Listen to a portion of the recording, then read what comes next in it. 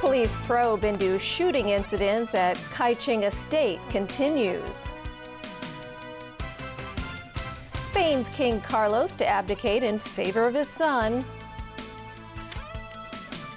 And in the U.S., a political firestorm over a prisoner swap with the Taliban.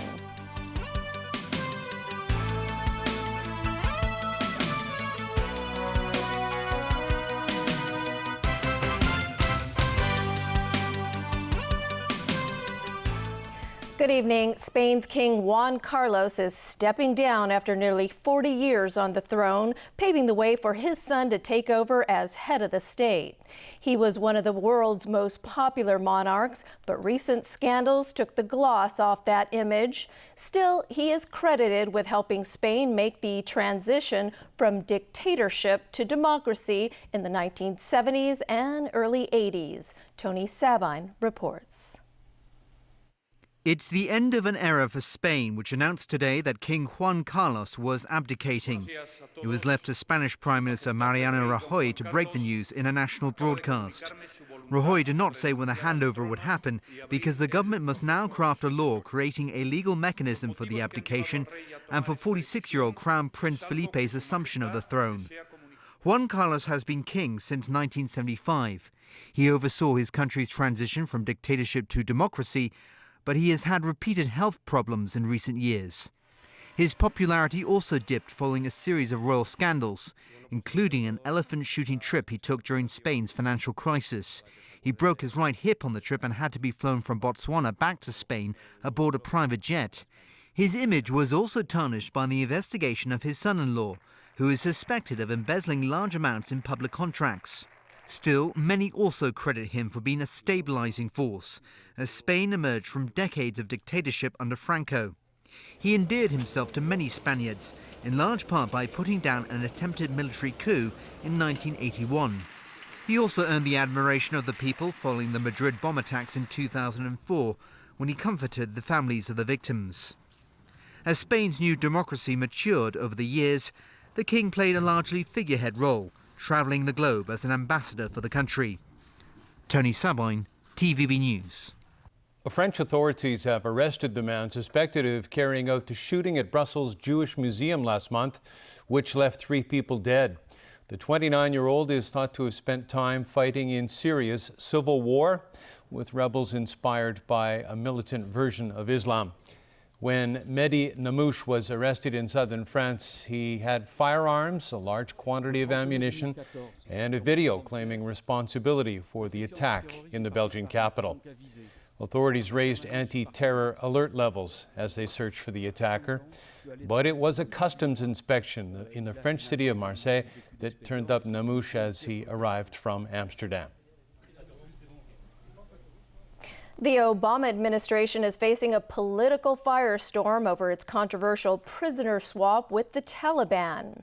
That deal involves the release of 1 U.S. soldier captured by insurgents in Afghanistan in exchange for 5 Taliban militants held by U.S. authorities at the Guantanamo Bay Detention Center. Obama's key staff defended their actions, saying they did it to free America's sole prisoner of war. Sergeant Bo Bergdahl is now at a U.S. military hospital in Germany where he's undergoing physical and psychological exams. While many are celebrating his release, given America's long-standing policy of never negotiating with terrorists, critics fear the devil's in the details over Bergdahl's release. After his 2009 capture, the Taliban was willing to free him in exchange for 5 Guantanamo Bay prisoners. 5 years later, it's clear the Taliban got its way. Its top leader, Mullah Omar, called it a great victory for the Taliban. Bergdahl's release was technically brokered by the Qatari government. Its foreign minister praised negotiators for what was described as work done for a humanitarian cause. But military officials say freeing the sole American prisoner of war came at the high cost of releasing 5 Taliban commanders. In secret documents obtained by WikiLeaks, the five are ranked as a high-risk threat to U.S. national security. In addition to risking soldiers' lives by negotiating with terrorists, U.S. lawmakers claim Obama broke the law by not informing them of the Taliban prisoner release. But Obama's key staff defended the president's decision. Regardless of who may be holding an American prisoner of war, we must do our best to bring him or her back. We have strongly supported an Afghan-led effort to come to an agreement with the Taliban. So maybe this will be a new opening that can produce an agreement. From Idaho, Bergdahl's parents passed personal messages to their son. We continue in our minute-by-minute prayers for you as you go through this healing process, and we praise God for your freedom. To deal with his son's Taliban captivity, Bob Bergdahl immersed himself in the Taliban culture by growing a beard and learning the Pashto language. It remains a mystery why Sergeant Bergdahl wandered off his secure military outpost in Afghanistan 5 years ago. Perhaps his motive was explained in this father-to-son message. I'm proud of how much you wanted to help the Afghan people and what you were willing to do to go to that length. Firecrackers, street dancing and a parade have marked the creation of India's newest state of Telangana. Indian lawmakers passed a bill early this year to carve the country's 29th state out of the southern states of Andhra Pradesh, despite strong resistance in Parliament. Supporters say the economic development of the landlocked Telangana region has been neglected in favor of the richer coastal areas of Andhra Pradesh. Hyderabad will remain the common capital of the two states for 10 years, after which Andhra Pradesh will develop a new capital city. Telangana will have a population of around 35 million across 10 districts. Police investigations continue tonight following the murder and suicide at Kai Ching Estate in Kai Tak. Neighbors of the alleged gunman say they're satisfied with the police's swift action. But lawmaker and former Secretary for Security Regina Ip said more police guidelines should have been issued to the media while the police was carrying out its operation. Stephanie Choi reports. Chalk marks remain at the 21st floor lift lobby in Lokching House, where it's believed 43-year-old air conditioning mechanic Liu Kai-chung was shot and killed last Saturday evening. This afternoon, his family members arrived at the public housing block with paper offerings.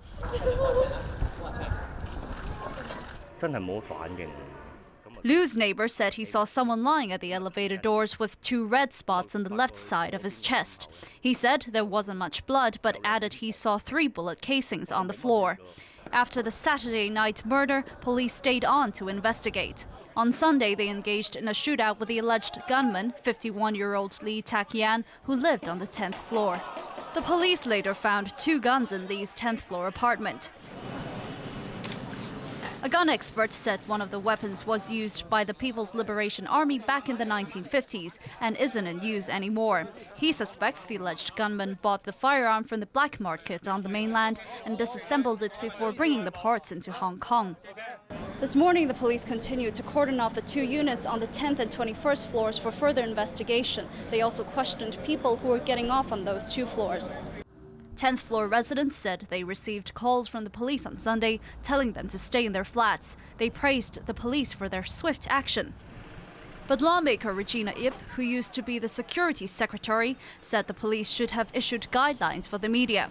She explained the media's live broadcast of Sunday's shootout was reminiscent of the Manila bus hostage tragedy, during which a local live broadcast was blamed for the botched rescue operation. If the suspect could find out what the police were doing from TV broadcasts, the situation could become very dangerous. In 2011, Lee Tak-yan, the murder suspect in the Kai Ching Estate shootout, lived alone at a temporary housing estate in Yuen Long. The following year, he wounded a man with a knife over a noise problem.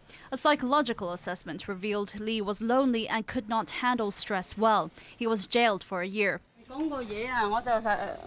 resident living at the same temporary housing estate said Lee kept to himself and seldom greeted neighbors.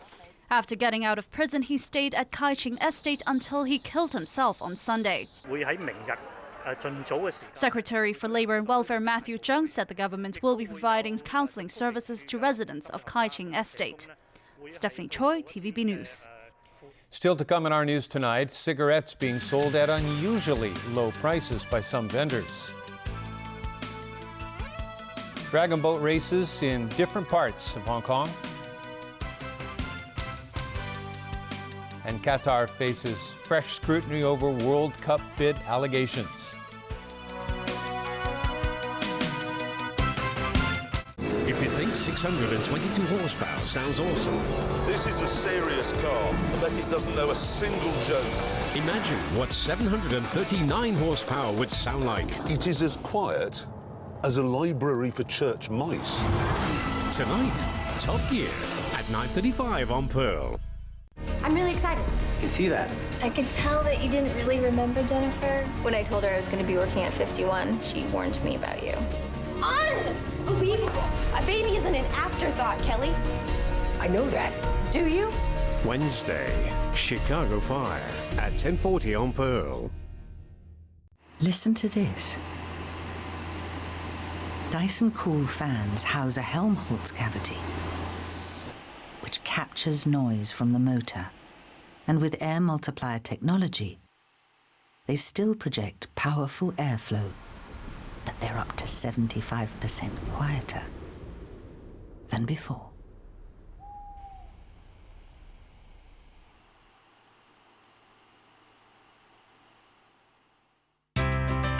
The selection of the chief executive by universal suffrage in 2017 will be a milestone in Hong Kong's constitutional development.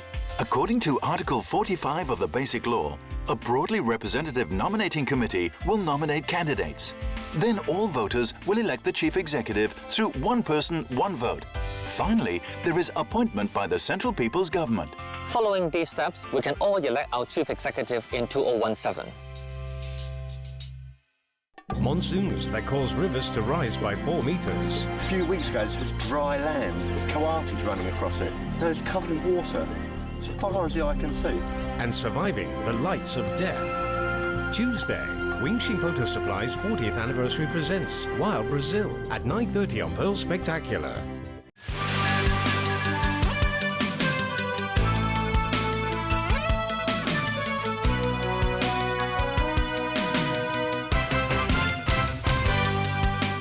We are back with more local news. Although the tobacco duty now stands at $38 per pack of cigarettes, sales strategies by manufacturers are allowing vendors to sell cigarettes below average market prices and still make a profit.